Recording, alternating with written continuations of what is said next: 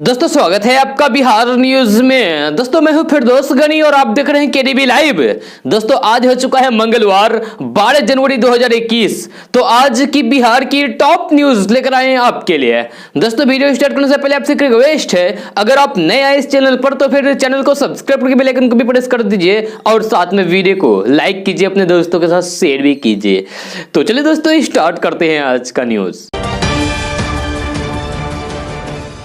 दोस्तों नए कृषि कानूनों के खिलाफ किसानों का आंदोलन केंद्र सरकार के लिए गले की फांस बन गया है। जी हां, किसान आंदोलन को लेकर सुप्रीम कोर्ट ने कल केंद्र सरकार को जमकर फटकार लगाई है।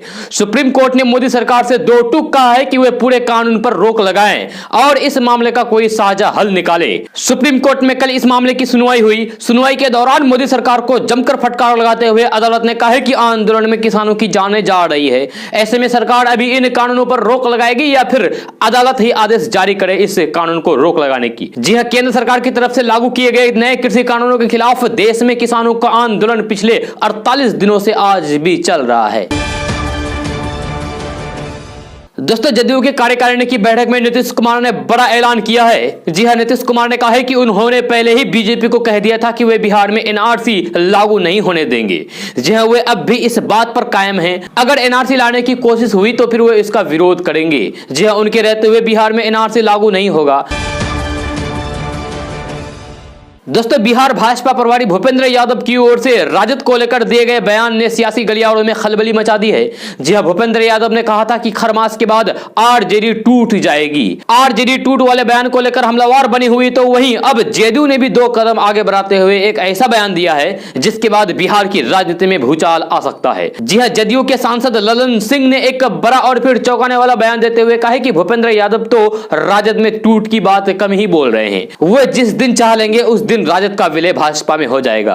अब इस बयान के बाद से सियासी पारा गर्म होने के आसार आने लगे हैं। दोस्तों बिहार में बिजली का इस्तेमाल करने वाले लोगों के लिए एक बड़ी खबर सामने आ रही है। मिली जानकारी के मुताबिक जिन लोगों का बिजली बिल 2 महीने से बाकी है वे लोग जल्द से जल्द बिजली बिल को जमा कर दें। जी हां, वरना उनका बिजली कनेक्शन कट सकता है। खबर के मुताबिक बिजली कंपनियों ने उपभोक्ताओं को 31 जनवरी तक का समय दिया है। अगर आप 31 जनवरी तक बिजली का बिल जमा नहीं करते हैं तो फिर आपका बिजली कनेक्शन कटना शुरू हो जाएगा। इसीलिए आप जल्द से जल्द बिजली बिल जमा कर दें। आपको बता दें कि बिजली बकायेदारों के खिलाफ राज्य में युद्ध स्तर पर डिस्कनेक्शन अभियान चल रहा है, यानी कि बिजली कनेक्शन काटने का अभियान चल रहा है। जी हां, आप जल्दी अपना बिजली बिल जमा कर दें। इसके लिए बिजली कंपनी ने लोगों को कई तरह की सुविधाएं भी दी है ताकि आप अपना बिजली बिल आसानी से जमा कर सके। मिली जानकारी के अनुसार आप 3 किस्तों में भी अपना बिजली बिल जमा कर सकते हैं। जी हां, आपको बता दूं कि आप पहले किस्त में बिजली बिल की राशि का 35% और दूसरी किस्त में बिजली बिल का 65% और फिर तीसरी किस्त में पूरे राशि जमा कर सकते हैं। दोस्तों अभी हम बिहार के जिस गांव की बात करने वाले हैं उस गांव में जितने भी घर हैं हर एक घर से एक डॉक्टर हैं। जी हां, वैशाली जिले के बिदुपुर प्रखंड के छोटे से गांव चकमसुद के इलाके में अपनी खास पहचान है। जी हां, चकमसुद गांव को डॉक्टरों का गांव कहा जाता है। यहां हर घर में होम्योपैथी डॉक्टर हैं। जी हां, लगभग 80 घर वाले इस गांव में 67 महिला पुरुष होम्योपैथी के डॉक्टर हैं। यहां के होम्योपैथ डॉक्टर न सिर्फ बिदुपुर और हाजीपुर बल्कि समस्तीपुर, सीतामढ़ी, बेगूसराय, मुजफ्फरपुर, सीवान, छपरा, गोपालगंज, बेतिया, मोतिहारी, कटिहार, भागलपुर, पटना समेत कई जिलों में सेवा दे रहे हैं। जी हां, कई डॉक्टरों के क्लिनिक पर काफी कम कीमत पर इलाज होता है। जी हां, ग्रामीण इलाकों के साथ साथ शहर के लोगों को भी इनके इलाज पर काफी भरोसा है। इन गांवों में 3-4 एलोपैथ डॉक्टर भी हैं जो पीएमसीएच और पटना एम्स में अपनी सेवा दे रहे हैं। जी हां, अंग्रेजी हुकूमत के समय में भी चिकित्सा को लेकर इस गांव का नाम लोगों की जुबान पर था। जी हां, उस वक्त डॉक्टर अयोध्या सिंह अंग्रेजों के साथ साथ आम लोगों का भी इलाज करते थे। इसलिए आज वैशाली जिला के इस गांव को डॉक्टरों का गांव कहा जाता है। दोस्तों पिछले एक सप्ताह से प्याज प्रति किलो 7 रुपया बढ़ गया है। जी हां, खुदरा बाजार में इसकी कीमत 37 रुपये थी जो बढ़कर अब 44 रुपये हो गया है। जी हां, प्याज की बड़ी कीमत खरीदारों के लिए परेशानी पैदा कर रही है। होलसेल मंडी के दुकानदारों का कहना है कि नासिक और इंदौर में अचानक प्याज की कीमत में उछाल आया है। प्याज के भाव बढ़ने से कारोबारी भी थोड़ा मंदा हो गया है। एक सप्ताह पहले तक ही बाजार समिति की मंडी से रोज करीब 350 टन प्याज की खपत थी जो घटकर 300 टन तक आ गया है। जी हां, दुकानदारों दुकानदारों का कहना है कि पहले प्याज के भाव में 2-3 रुपए प्रति किलो का उतार चढ़ाव होता था, लेकिन अब एक दिन में 5-10 रुपए प्रति किलो प्याज का भाव बढ़ रहा है। जी हाँ, वही खाने के तेल की बात करें तो एक सप्ताह के अंदर सरसों तेल और रिफाइनों की कीमत में भी 10 से 12 रुपए प्रति लीटर तक बढ़ गया है। जी हाँ, सरसों तेल 130 रुपए से बढ़कर 140 और रिफाइन 118 से बढ़कर 130 रुपए प्रति लीटर के हिसाब से बाजार में बिक रहा है। जी हाँ, खुदरा दुकानदारों का कहना है कि तेल के भाव अचानक बढ़े हैं। जब वे होलसेल बाजार में खरीदारी करने पहुंचे तो फिर उन्हें बढ़ा हुआ दर बताया गया। दोस्तों, केंद्रीय मंत्री और बेगूसराय से सांसद गिरिराज सिंह ने एक बार फिर से बंगाल के मुख्यमंत्री ममता बनर्जी पर जमकर हमला बोला। जी हां, उन्होंने कहा है कि ममता बनर्जी के रहते बंगाल में सारे संगठन फल फूल रहे हैं, चाहे वो अलकायदा जैसा संगठन क्यों ना हो, रोहिंग्या जैसा संगठन क्यों ना हो। जिस राज्य में वहां के मुख्यमंत्री ममता बनर्जी कहती हो कि मेरे रहते कोई घुसपैठियों को नहीं हटाएगा, उस राज्य में आज केवल अगर वहां प्रोत्साहन मिल रहा है तो फिर एक वर्ग को मिल रहा है। अगर भय है तो वहां हिंदू समाज को भय है। वहां की सरकार ना राज्य के विकास के काम कर रही है और न ही वहां के लोगों के हित में काम कर रही है। बस वोट के लिए ममता बनर्जी बंगाल को तबाह और बर्बाद कर रही है। दोस्तों, भारतीय क्रिकेट टीम के कप्तान विराट कोहली पिता बन गए हैं। जी हां, विराट कोहली की पत्नी और बॉलीवुड एक्ट्रेस अनुष्का शर्मा ने बेटी को जन्म दिया है। विराट कोहली ने सोशल मीडिया पोस्ट के जरिए ये जानकारी दी है। उन्होंने बताया कि 11 जनवरी को दोपहर में वे एक बच्चे के पिता बने हैं। जी हां, अनुष्का शर्मा और बेटी दोनों स्वस्थ हैं। सभी का शुक्रिया। विराट कोहली ने इस मौके पर अपने परिवार के लिए थोड़ी सी प्राइवेसी भी मांगी है। दोस्तों, all India road transport worker federation ने अपनी मांगों के समर्थन में विरोध प्रदर्शन का कैलेंडर जारी कर दिया है। जी हां, एक बैठक में इस आशय का निर्णय लिया गया है। बैठक में ट्रक चालक वक्ताओं ने कहा है कि कोरोना के समय परिवहन पूरी तरीके से बंद होने का असर अब तक बरकरार है, लोग प्रभावित है। बैठक में टैक्स माफ करने से लेकर फिटनेस पर लगे जुर्माना माफ करने आदि की मांग की गई है। मांगों के समर्थन में फेडरेशन के सदस्य 15, 16 और 17 जनवरी को काला बिल्ला लगाकर विरोध प्रदर्शन करेंगे। जी हां, इसके बाद संगठन 23, 24 और 25 जनवरी को विरोध दिवस मनाएगा। जी 26 जनवरी को किसान आंदोलन का समर्थन करेगा। 28 जनवरी को राज्य स्तरीय बैठक होगी। बैठक में विभिन्न जिलों से आए प्रतिनिधियों के अलावा पटना के ऑटो रिक्शा चालक संगठन के नेताओं ने भाग लिया।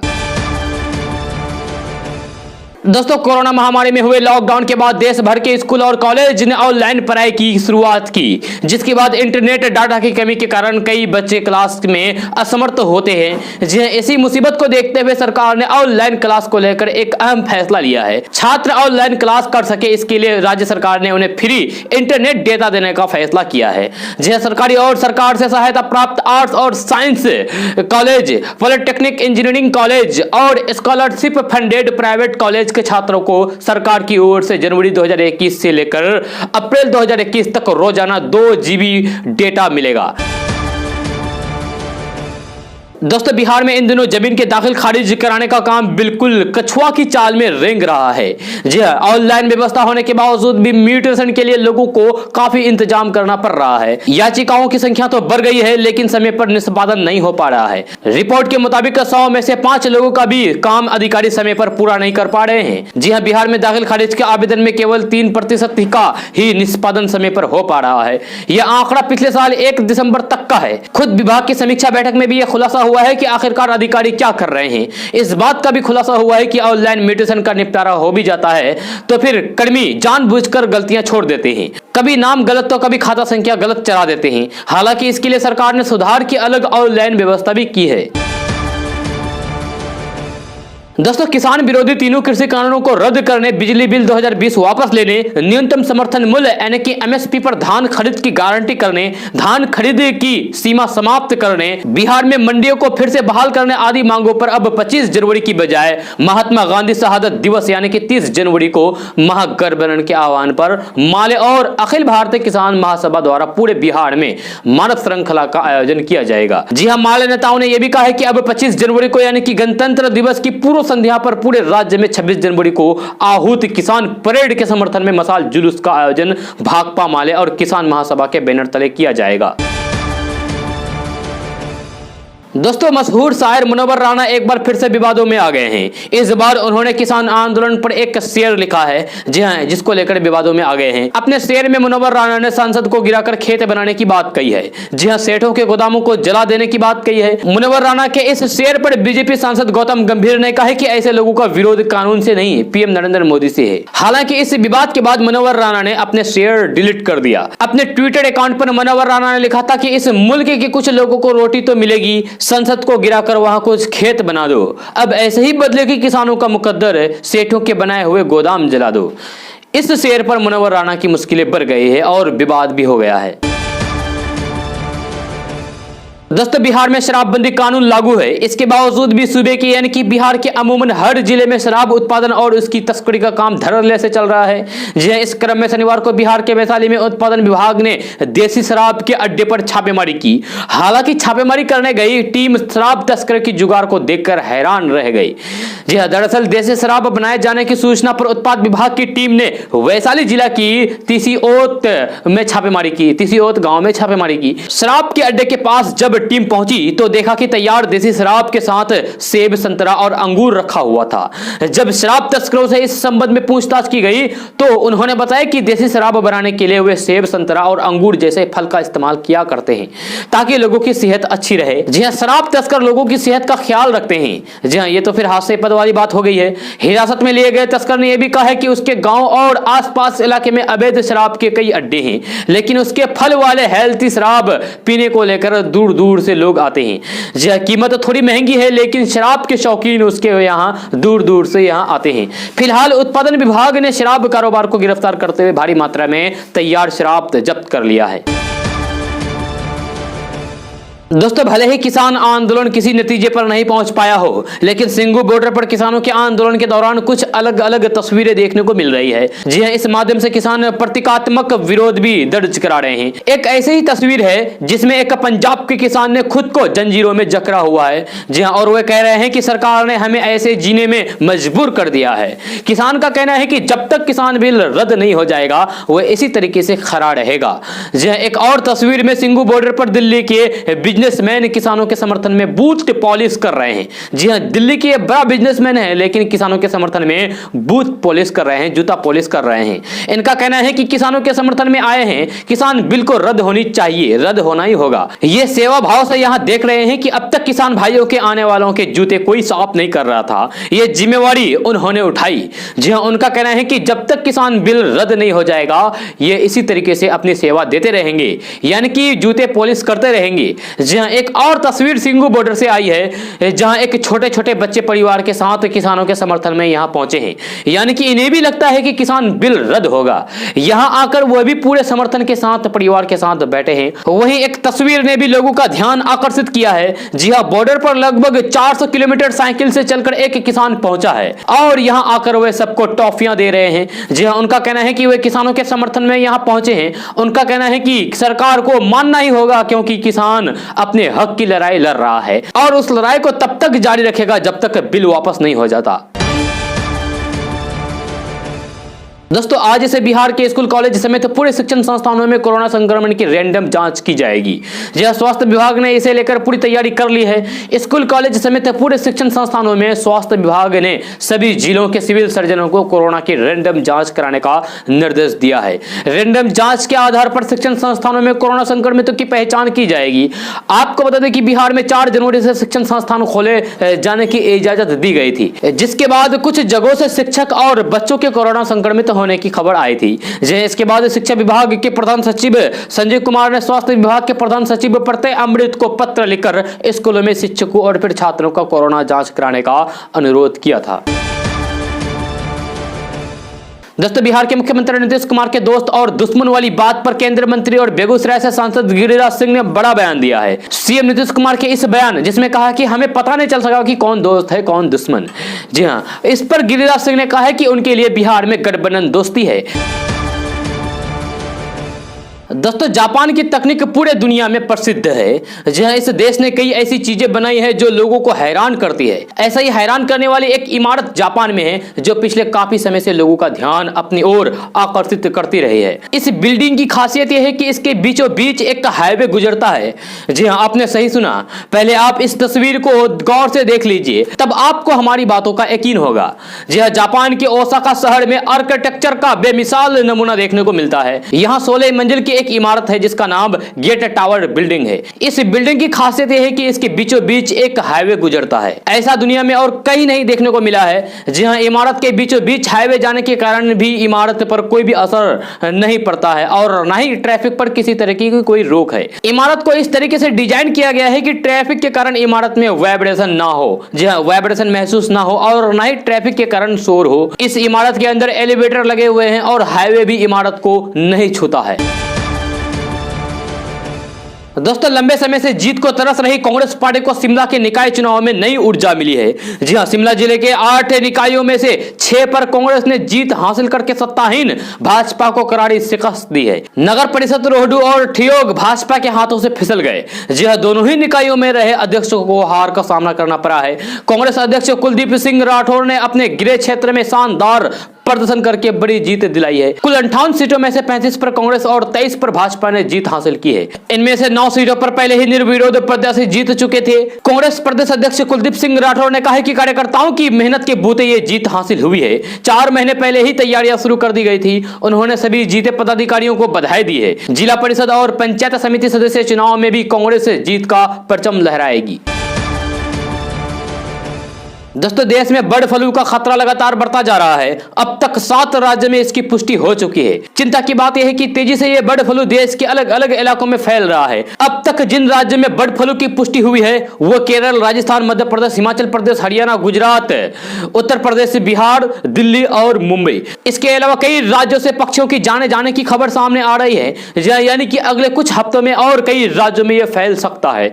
देश के कई चिकन मार्केट को एहतियातन बंद कर दिया गया है। सवाल उठ रहा है कि क्या इसका खतरा इंसानों पर भी है। जी हां, बर्ड फ्लू में जो संक्रमण पाए जाते हैं उसे H5N1 का नाम दिया गया है। जी हां, वैज्ञानिकों के मुताबिक ये संक्रमण पक्षियों से इंसानों में फैल सकता है, लेकिन इसकी संभावना काफी कम होती है। वैसे कई तरह के बर्ड फ्लू होते हैं, ज्यादातर ये संक्रमण इंसानों को नुकसान नहीं पहुंचाते हैं।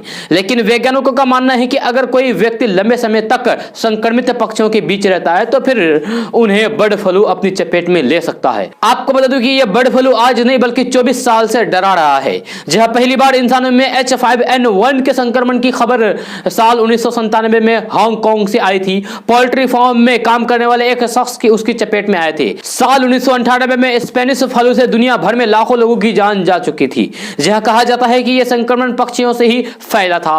राहत की बात यह है कि फिलहाल भारत में बर्ड फ्लू से इंसानों में संक्रमण की कोई भी अब तक खबर नहीं आई है। जी हां, यह आमतौर पर एक पक्षी से दूसरे पक्षी में तेजी से फैलता है। जैसे कोरोना एक इंसान से दूसरे इंसान में फैलता है, वैसे ही बर्ड फ्लू एक पक्षी से दूसरे पक्षी में फैलता है। तो अब बात करते हैं क्या चिकन खाने से यह संक्रमण फैल सकता है। तो वैज्ञानिकों और डॉक्टरों का कहना है कि चिकन और अंडे खाने में कोई खतरे की बात नहीं है, बशर्ते कि उसे अच्छी तरीके से पकाया गया हो। भारत में पहली बार साल 2004 में बर्ड फ्लू फैला था। तब से लेकर अब भारत में 24 बार बर्ड फ्लू आ चुके हैं। आखिरी बार साल 2016 में बर्ड फ्लू से लाखों पक्षियों की जान चली गई थी। खास करके ये बर्ड फ्लू केरल, पंजाब और मध्य प्रदेश में ज्यादा फैला था। जी हां, डॉक्टरों के मुताबिक बर्ड फ्लू के संक्रमण से जान जाने की दर करीब 60% है। देश में अब तक करीब 83 लाख पक्षियां इस बीमारी की चपेट में आ चुकी हैं। दोस्तों बार बार करप्शन से समझौता नहीं करने के बड़े बड़े दावे करने वाले नीतीश कुमार के सुशासन राज्य में नाक के नीचे ही कुछ बड़े लोगों के संरक्षण में भ्रष्टाचार का खुला खेल खेला जा रहा था। जी हां, सब कुछ इतने तरीके से खेला जा रहा था कि किसी को कुछ दिनों तक पता भी नहीं चला। लेकिन ये खेल एक न्यूज चैनल की टीम की नजर में जैसे ही आई तो इसका पर्दाफाश हो गया। जी हां, अब लक्ष्य यह है कि इसे अंजाम तक पहुंचाया जाए। इसी सिलसिले में एक नामी गिरामी न्यूज चैनल ने पटना के DTO ऑफिस में सितंबर 2020 को बड़े स्तर पर गड़बड़ी का खुलासा किया था। आपको बता दें कि पटना के तत्कालीन डीटीओ और एक कलर की मिलीभगत से करोड़ों की सरकारी राशि का गड़बड़ झाले किया गया था। जी हां, साहब और बाबू ने मिलकर नीतीश सरकार के कथित सुशासन को तार-तार किया था। बताया जाता है कि इस बड़े गड़बड़ झाले की कमाई ऊपर तक पहुंचती थी, जहां लिहाजा पटना डीटीओ ऑफिस में दोनों हाथ से सरकारी राजस्व की भारी लूट हुई और सचिवालय तक बाबू और हाकियों ने मिल बांटकर खूब खाया। मामले का खुलासा भी हुआ, मीडिया में घोटाले की खबर भी आ गई, आई वॉश के लिए जांच भी बिठाई गई। लेकिन 2020 से 2021 आ गया, पर जांच की गाड़ी एकदम नहीं बढ़ी।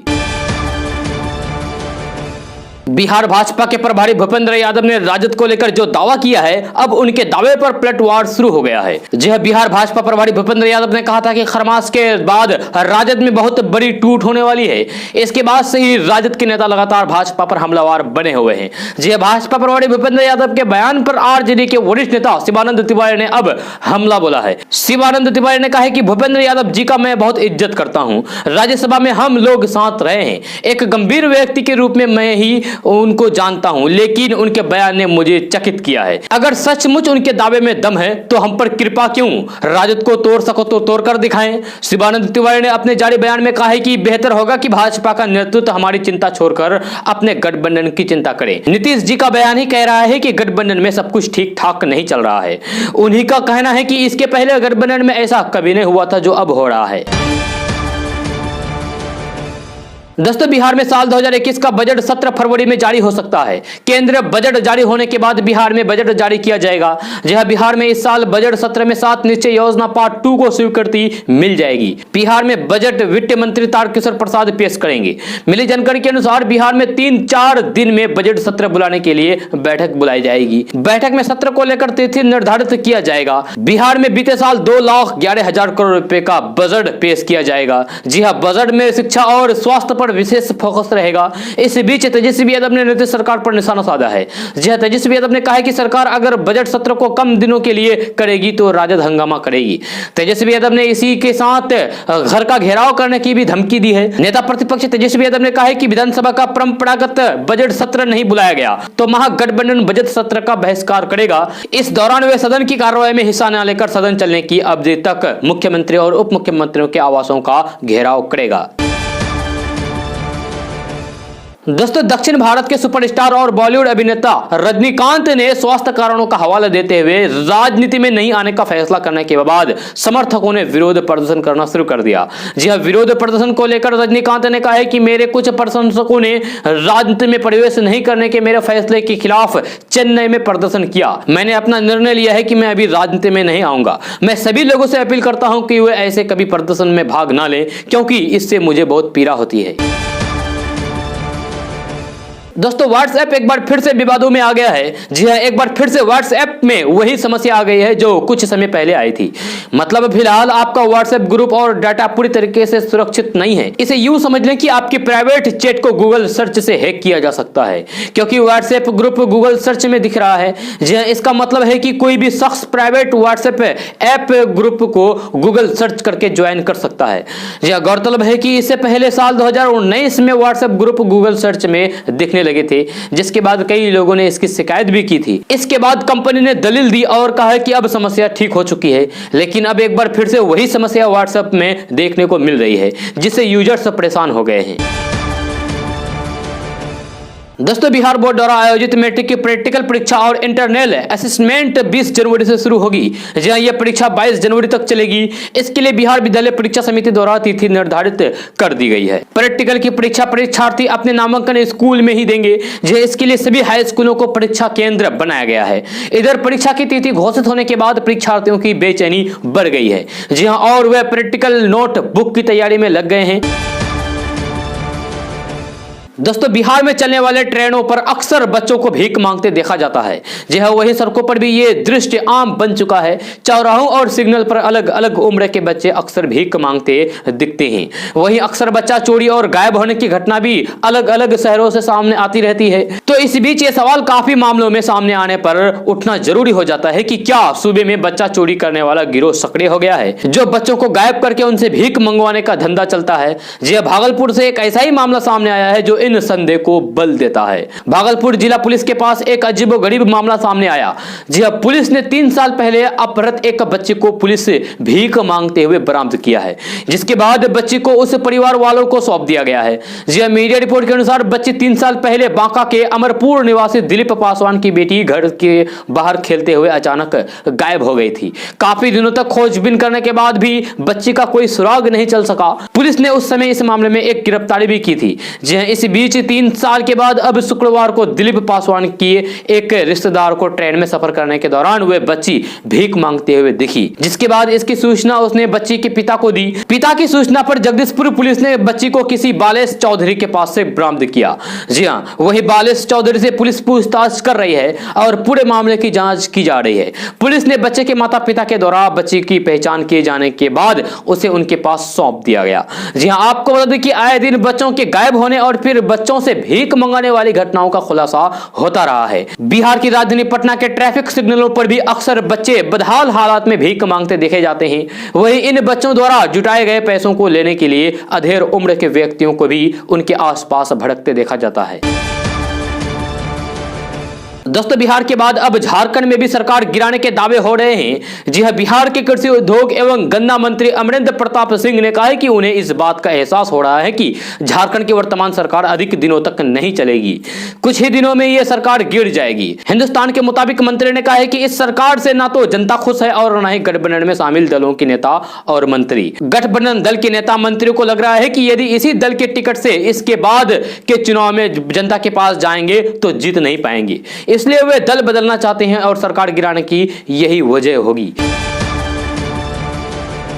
दोस्तों, बिहार के गोपालगंज जिले के कुचायकोट थाना के बलथरी चेक पोस्ट पर रविवार की देर रात वाहन जांच के दौरान पुलिस ने एक ट्रक में तस्करी के लिए ले जाए जा रहे करोड़ों रुपए के कछुओं के साथ 2 तस्करों को गिरफ्तार किया है। गिरफ्तार तस्करों में पश्चिम बंगाल के बौरागी और रंजित मिश्रा शामिल है। जहां पुलिस की टीम दोनों तस्करों से पूछताछ कर रही है और इन दोनों को गिरफ्तार कर लिया है। दोस्तों, विधानसभा चुनाव के दौरान अपना कुनबा खाली होते देखकर उपेंद्र कुशवाहा को जल्द ही और झटका लग सकता है। जी हां, उपेंद्र कुशवाहा के बेहद करीबी माने जाने वाले पार्टी के राष्ट्रीय कोषाध्यक्ष राजेश यादव ने नेता प्रतिपक्ष तेजस्वी यादव से मुलाकात की है। तेजस्वी यादव से उनकी यह मुलाकात 10 सर्कुलर आवास पर हुई है। जी हां, दोनों नेताओं के बीच कई राजनीतिक मामलों पर चर्चा हुई है और क्यास ये भी लगाए जा रहे हैं कि वे जल्द ही आरजेडी में शामिल होंगे। दोस्तों, अगर आपको भी अपना ड्राइविंग लाइसेंस रिन्यू करना है तो फिर अब आप बिल्कुल भी परेशान ना हो, क्योंकि आप घर बैठे ही अपना ड्राइविंग लाइसेंस रिन्यूअल करा सकते हैं। इसके लिए आपको कहीं भी बाहर जाने की जरूरत नहीं है। जी हां, देश भर में फैले कोरोना संक्रमण की वजह से भीड़ भाड़ वाले इलाकों से बचना हम सभी के लिए सेफ है। तो आइए आपको बताते हैं कि आप कैसे ऑनलाइन ड्राइविंग लाइसेंस को रिन्यूअल करा सकते हैं। तो आपको बता दूं कि आपको सबसे पहले परिवहन विभाग की आधिकारिक वेबसाइट परिवहन.gov.in पर जाना होगा। जी हां, यहाँ आपको ड्राइविंग लाइसेंस संबंधित सेवाओं पर क्लिक करना होगा। इसके बाद आवेदक को डीएल सेवाओं पर क्लिक करना होगा। यहां पर आपको अपना डीएल नंबर के साथ सभी जरूरी जानकारी देनी होगी। इसके बाद सभी जरूरी डॉक्यूमेंट्स अपलोड करने होंगे। इसके बाद किसी नजदीकी आरटीओ कार्यालय जाकर स्लॉट बुक करने के लिए पेमेंट करना होगा। आरटीओ कार्यालय में आपके बायोमेट्रिक के डिटेल्स की जांच की जाएगी और आपके दस्तावेजों को वेरीफाई किया जाएगा। इसके बाद आपका लाइसेंस रिन्यू हो जाएगा। आपको बता दूं कि ठीक उसी तरीके से आप अपने आरसी को भी रिन्यू करा सकते हैं। दोस्तों, जदयू राज्य कार्यकारिणी की बैठक के दौरान शनिवार को जिस प्रकार सीएम नीतीश कुमार का दर्द छलका और उन्होंने बैठक के दौरान जिस लहजे में पार्टी नेताओं को संबोधित किया, उससे यह स्पष्ट हो गया है कि बिहार में तीसरे नंबर की पार्टी बनने का दर्द वे भूल नहीं पा रहे हैं। जी हां, खासकर उनके इस बयान का कि विधानसभा चुनाव में उन्हें समझ में नहीं आया कि कौन साथ दे रहा है और कौन नहीं। अब सीएम नीतीश कुमार के बाद उनके बेहद करीबी माने जाने वाले जेडीयू नेता और सांसद ललन सिंह ने भी सवाल उठाया है। जदयू राज्य कार्यकारिणी की बैठक के दूसरे दिन चुनावी नतीजों और फिर संगठन बदलाव पर चर्चा के दौरान जेडीयू नेता ललन सिंह ने बिना किसी का नाम लिए पार्टी के कार्यकर्ताओं और फिर नेताओं के सामने सवाल करते हुए कहा है कि यह कैसा हो सकता है कि जिस नेता के नेतृत्व में गठबंधन चुनाव जीती, बहुमत मिला, उसकी ही पार्टी को इतनी कम सीटें आए। इसका मतलब साफ है कि हमारे खिलाफ साजिश रची गई थी। दोस्तों सुप्रीम कोर्ट में कल कृषि कानूनों और किसान आंदोलन को लेकर अहम सुनवाई हुई, जिसमें सुप्रीम कोर्ट ने केंद्र की मोदी सरकार को कड़ी फटकार लगाते हुए कहा कि जिस तरीके से केंद्र और किसानों के बीच बातचीत चल रही है उससे वो बेहद निराश हैं। जी हां, प्रधान न्यायाधीश एस.ए. बोबडे की अध्यक्षता वाली एक पीठ ने कहा है कि क्या चल रहा है, ये किसान आपके कानूनों के खिलाफ बगावत कर रहे हैं। उसने कहा है कि हम बातचीत की प्रक्रिया से बेहद निराश हैं। जी हां, ये सुप्रीम कोर्ट ने कहा है। तो आइए जानते हैं कि सुप्रीम कोर्ट ने सुनवाई करते हुए इन तीनों कानूनों पर क्या क्या बातचीत की है। सुप्रीम कोर्ट ने नए कृषि कानूनों पर केंद्र की मोदी सरकार से कहा है कि आखिर ये चल क्या रहा है, राज्य आपके कानूनों के खिलाफ बगावत कर रहे हैं। हम फिलहाल इन कृषि कानूनों को निरस्त करने की बात नहीं कर रहे हैं, ये एक बहुत ही नाजुक स्थिति है। सुप्रीम कोर्ट ने मोदी से कहा है कि हमें नहीं पता है कि आप समाधान का हिस्सा है या फिर समस्या का। सुप्रीम कोर्ट ने कहा है कि हमारे पास एक भी ऐसी याचिका दायर नहीं की गई है जिसमें कहा गया हो कि ये तीनों कृषि कानून किसानों के लिए फायदेमंद है। सुप्रीम कोर्ट ने कहा है कि वह चाहता था कि बातचीत के जरिए मामलों का हल निकले, लेकिन कृषि कानूनों पर फिलहाल रोक लगाने को लेकर केंद्र की ओर से कोई प्रतिक्रिया नहीं दी गई है। सुप्रीम कोर्ट ने कृषि कानूनों को लेकर समिति की आवश्यकता को दोहराया और कहा है कि अगर समिति ने सुझाव दिया तो वह इसके क्रिया को रोक लगा देगा। सुप्रीम कोर्ट ने कृषि कानूनों के खिलाफ प्रदर्शन कर रहे किसान संगठनों से कहा है कि आपको भरोसा हो या नहीं, हम भारत की शीर्ष अदालत है, यानी कि सुप्रीम कोर्ट है, हम अपना काम करेंगे। सुप्रीम कोर्ट ने कहा है कि हमें नहीं पता है कि लोग सामाजिक दूरी के नियम का पालन कर रहे हैं या नहीं, लेकिन हमें उनके भोजन पानी की चिंता है, यानी कि किसानों की भोजन पानी की चिंता है। सुप्रीम कोर्ट ने मोदी से कहा है कि हम अर्थव्यवस्था के विशेषज्ञ नहीं हैं। साथ ही सुप्रीम कोर्ट ने मोदी से कहा है कि आप बताएं कि सरकार कृषि कानूनों पर रोक लगाए या हम लगा दें। किसान कृषि कानूनों के खिलाफ महीनों भर से प्रदर्शन कर रहे हैं, लेकिन उसका हल अभी तक क्यों नहीं निकला। सुप्रीम कोर्ट ने कहा है कि कृषि कानूनों पर जिस तरीके से मोदी और किसानों के बीच बात हो रही है उससे हम निराश हैं। जी हां, सुप्रीम कोर्ट ने कहा है कि हमें यह कहते हुए काफी खेद है कि मोदी इस समस्या और किसान प्रदर्शन का समाधान नहीं कर पा रही है। जी हां, हम हमारे द्वारा नियुक्त किए जाने वाली समिति के माध्यम से कृषि कानूनों की समस्या के समाधान के लिए आदेश पारित करने का प्रस्ताव कर रहे हैं। प्रधान न्यायाधीश बोबडे ने कहा है कि मैं ये कहने का खतरा उठाना चाहता हूं कि प्रदर्शन कर रहे किसान अपने अपने घरों को लौटें। सुप्रीम कोर्ट ने कई पूर्व सीजीआई के नाम कृषि कानूनों के खिलाफ जारी प्रदर्शन के संभावित समाधान खोजने वाली समिति के अध्यक्ष पद के लिए दिए हैं। सुप्रीम कोर्ट ने यह भी कहा है कि अगर किसान आंदोलन जारी रखना चाहता है तो फिर शांतिपूर्ण तरीके से जारी रख सकते हैं। सुप्रीम कोर्ट ने आंदोलन की तारीफ भी की है। जी हां, उन्होंने कहा है कि लंबे आंदोलन में भी कोई हिंसा या हंगामा नहीं हुआ। सुप्रीम कोर्ट ने कहा है कि अगर किसान लोगों की सहूलियत के लिए एक निर्धारित स्थान पर जाना चाहते हैं तो फिर बहुत अच्छा रहेगा। दोस्तों, आप कृषि कानूनों के बारे में क्या कहना चाहते हैं? जो भी कहना चाहते हैं आप नीचे कमेंट बॉक्स में कमेंट करके बताइए, आपकी राय जरूरी है।